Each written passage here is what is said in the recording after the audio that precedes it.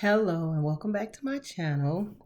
I am the autoimmune prepper. Today I wanted to take time and explain to you how I came up with the name autoimmune prepper and why. Now it's a bit of a story, but for those of you who suffer with autoimmune illnesses, you will completely understand. Now, don't get me wrong, this is a prepping channel, but I just wanted to give you a little background about myself and how I came about starting this channel. But a little housekeeping before I get started. I would like for you to please subscribe so that you can hear all of my new videos that come out. Like if you find that my content is relevant or that you found it beneficial. Also give it a thumbs up if you like it. And then please also share it. I guarantee you, through my story, you'll hear some things that are familiar in your life or someone that you may know who's dealing with an autoimmune illness. So here goes. Back in December 2015, I was having a good time. I was out of town. I was in Jamaica, actually, bringing in the new year, having a good old time, bringing in the new year. A few months before that, few friends of mine, we used to have vision board parties. So I had my vision board all set, ready for 2016. 2016 rolls along, January. Well, I started having some kind of odd feeling pain in the inside of my left thigh. Some of this I can remember like it was yesterday. Some I have to search my memory banks because anybody who has autoimmune illnesses, you know that we can suffer from brain fog, right? So anyway, I had gone to the doctor several times, maybe 4 times. And of course, every time I went, I was simply prescribed medication and told, well, come back in a couple of weeks if things aren't better and we'll go from there. Well, I got tired of doing that and I basically just gave up. This was in January, maybe mid to end of January. Then February rolls around. I had gotten so sick. I couldn't hold any food down. I couldn't even hold water down. It felt like, or it looked like the vomit because I was so sick. I was vomiting. Looked like the insides of my stomach lining. One day I had to use the restroom. You know, you had that urge to go to the bathroom. So I got up, went to the restroom. Nothing would come out. And I know I had to pee. You know, you get that tingling, you have to pee. I had to pee. But when I got to the bathroom, nothing would come out. So I thought, that's kind of strange. So I said, well, okay. I got up, headed back to my bedroom, which was not far. It was a small apartment. And as I approached my bed, one of my legs just gave out and I hit the floor. But I was able to get myself back up, got into the bed. Now, I was so sick and very weak to the fact that I had to have my mom come to help me with my children because at the time I had 2 minor children at home. I couldn't cook dinner. I couldn't get my daughter off to school. Nothing. One thing I could do was just basically lay in the bed and my health was just going downhill. Well, when those things happened, I just felt like something is not right. That's why it's very important to know your body. Know your body, and also you are your best advocate. In any case, I said something's not right. So I called the paramedics. Paramedics came. They whisked me off to Kaiser, which was the insurance that I had.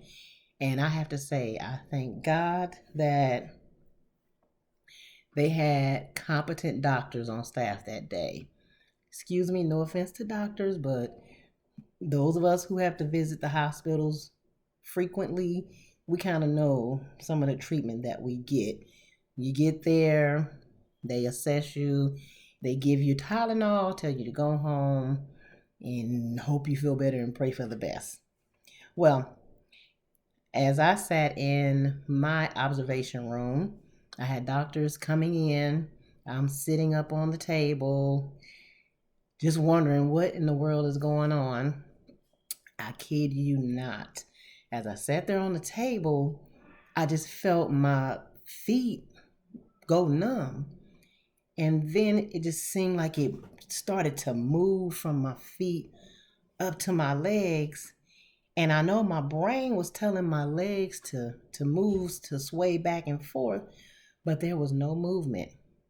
And I thought to myself, what in the world is really going on here? Doctors came back in. I told them I can't feel my legs. So they whisked me off. I had an MRI. Needless to say, I was admitted to the hospital. Now, I was away from my home for a total of 4 months. That was the most devastating and life changing event of my life. Before I knew it, I was paralyzed completely from the waist down, all stemming from that little burning sensation that I was complaining to the doctors about. But obviously, I suppose there weren't any tests at the time that they could have done to have caught what was going on. After I was admitted into the hospital, I had all kind of tests done. I had all kind of medication issued to me to stop and slow down the inflammation that was going on in my body.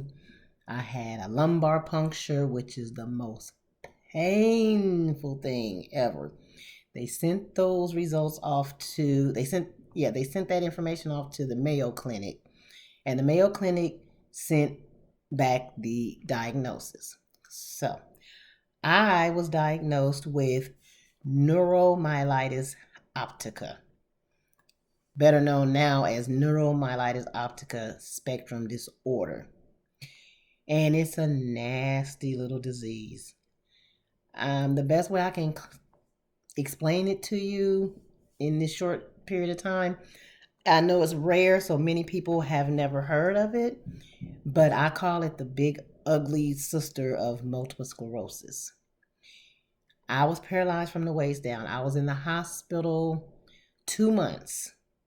I went to a skilled nursing facility after that to try and get some rehabilitation and to work on my mobility. And I was there for a month. I went from there to a full on rehabilitation center with high hopes of being able to walk out of that rehabilitation center. Unfortunately, that didn't happen. The only thing they were able to do was teach me how to live my life in a wheelchair. So I learned how to get from my bed to my bedside commode. I learned how to get from the wheelchair to the couch, from the wheelchair to inside the car. They give you a sliding board, teach you. You have to have a lot of upper body strength, let me tell you, when that happens. So that is how I left the rehabilitation center. And let me tell you, that was the most excruciating time. The pain that was associated with what I had going on was terrible. Oh my God, you have to have a real high tolerant pain level.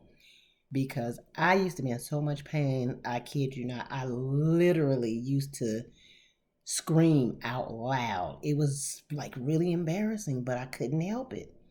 I suppose the nerves were waking up, trying to rejuvenate, reconnect, like just electricity going through your body. Man, it was awful. The steroids, prednisone, That's a whole nother beast as well. Those of you with autoimmune illnesses that had the steroid and the prednisone, you get you gain a lot of weight.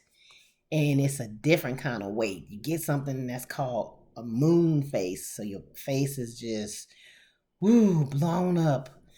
And I gained a lot of weight. I went in the hospital weighing about 150. And by the time all of that had gone on, I was up to 206 pounds. I gained a tremendous amount of weight.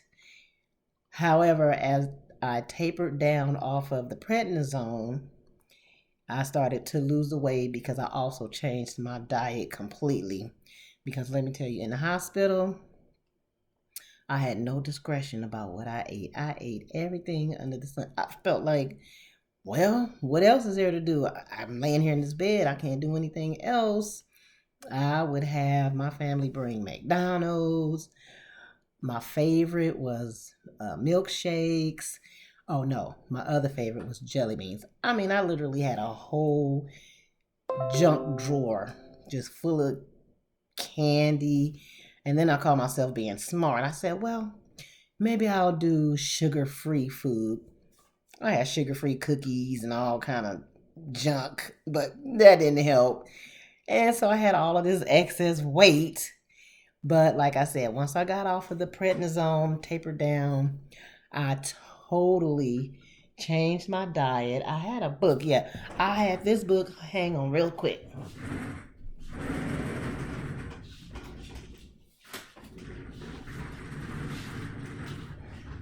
I had came across this book. I don't remember how, but this was called The Autoimmune Solution. And in there, it had all kind of recipes in the back of the book and just teaching like a different way to eat, a different lifestyle. And I read that book religiously. But during that whole time, I never let them see me sweat. Like in the hospital, I always had a happy, positive demeanor. Just the nurses and doctors, they just couldn't believe it. They were just like, wow, you just paralyzed out of nowhere and you're just still happy and smiling and joking. I mean, I don't think it was going to do me any good to be depressed or stick my head in the sand. So I just toughed it out. Anyway, through a lot of physical therapy, a lot of prayer. I mean, I used to literally dream about walking again. And I remember going to the doctor's office, talking to my neurologist, asking him, am I ever going to walk again? And his response was he didn't know. Everybody's body heals differently. Those of you come across my channel and you have NMO or it's something similar, everybody's body reacts differently. A lot of our symptoms are the same, where you just still have this constant numbness and tingling in your body, in your legs. Unfortunately, some people lose their eyesight. They go blind. Sometimes the eyesight comes back. But back to my doctor and my asking him that, he just, gave me the statistics of the disease. 1/3 of people recover fully, 1/3 recover partially, and 1/3 doesn't recover at all. And I just prayed to high heaven that I would be in a category of where I would recover. I never thought I would get past that pain. I mean, it just felt like somebody was sticking my finger in a electrical socket. Literally, when I think back, let me tell you, I am so grateful to get past that dark place. I would just watch positive YouTube videos. I would watch positive preachers. I would watch motivational speakers. I would come across different affirmations that I would write and just recite to myself all the time. And I kid you not, I literally used to dream about, I would see myself walking. I would have dreams that I was walking again. And I would share it with my family. I was like, guess what? I had a dream that I was walking. Or guess what? I had a dream that I was running around the track. And, eventually I got beyond that dark place. And speaking of when something like this happens to you, it's really hurtful. It's hurtful because then you become totally dependent on other people.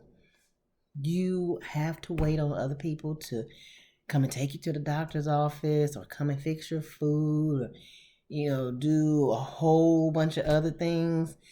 I mean, I felt like I was an adult baby. Like, really. Some of this might be TMI, too much information, but I know a lot of you out there can relate to what I'm talking about. But I went to my physical therapy. I toughed it out. My physical therapist, they didn't let me quit. They made me get up and do what it was I needed to do. And I'm so grateful to everybody that was a part of my life. Now, as many of you know, there are a lot of people that fall off by the wayside. People you would never have thought would have left you at your lowest point. But unfortunately, that happened. People are individuals, you thought were your best friends. Guess they just didn't have the patience to help you out, help a sister out. But, that didn't happen. So unfortunately, they didn't get to see the miracle that I became. To see me up, running around, doing what I do one day, to completely paralyzed, wearing adult diapers, can't walk, in a wheelchair, to, hey, doing YouTube videos now. But I've come a long way. This happened again back in 2016. And again, I am a miracle. And I am here to let anybody know that is going through anything. There is light at the end of the tunnel. It may seem dark while you're going through there, because it is. But let me tell you, there is light at the end of the tunnel. I know it's easy for people to say, just stay positive, just think positive thoughts. You don't want to hear all of that when you are going through a dark time. Sometimes. But let me tell you, I want to lift your spirits, and anybody you know, share this video with them so it can lift their spirits, because it can get better. It does get better. I got better. And I'm here to share that information. Although this channel is about prepping, I just wanted to give you some background about myself and why I named the channel Autoimmune Prepper, because I want to also really reach out to my autoimmune community. A lot of times the disabled individuals are kind of invisible, or we're left behind, or we're shortchanged, we're the underdog. So I want to be a voice for those individuals as well. And I'm an open book. Any questions anyone has, I'll be glad to answer them. Now, I want you to stay positive and stay motivated. And I want you to get to prepping, because the time is now. For example, what happened to me? So all of a sudden, I can't go to work because I'm paralyzed. I have a family at home. And if you don't have your essentials and everything that you need, prepping is just about being prepared for any situation. And to get hit with an autoimmune illness just out of nowhere, that's an emergency situation. And I also wanted to say that no matter what, please don't give up. Please. If you don't have a support system, reach out to me, because I know many people with autoimmune illnesses or disabilities. A lot of people are lonely or they're alone, and it can be tough, but it doesn't have to be. It doesn't have to be tough. And with that being said, I just want to wish everybody the best. And again, if you find any value in this video that I'm sharing, my information, for one, give me a thumbs up. For two, please share this video and subscribe, because I have a lot more videos that I'm going to share, but they will be about prepping. But like I said, I wanted to give you some information about me and my background and what has happened. I feel 1,000 times better. I have reached and achieved so many milestones, and I'm grateful to still be here, and I'm grateful to be able to share my story. One of my goals that I wanted to do was to become a motivational speaker, and this topic was going to be obviously at the top of my list. That is one thing that was on my vision board. I wanted to be a motivational speaker. However, at the time when I crafted the vision board, I had no idea what I would be speaking about, but maybe that's why this happened. It gave me a subject matter to speak on, to motivate some other people about. Do I have any regrets? The only regret that I have is that when this happened, I wish I would have documented my journey from then till now. But when you have such a traumatic experience, videotaping it and documenting it sometimes is not at the top of your mind. Like, it wasn't at the top of my mind. But that's the only regret. I wish I would have documented that all the way up until this point, because it's such an amazing story. Anyway, I don't want to hold you anymore. Just wanted to share my story, my background. So that's why I am the autoimmune prepper. The autoimmune illness that I was diagnosed with is called neuromyelitis optica, NMO for short. And you truly have to be a warrior to get through something like this, or to even deal with something like this. In any case, I love you guys, and I'll see you in my next video. Thank you. Bye.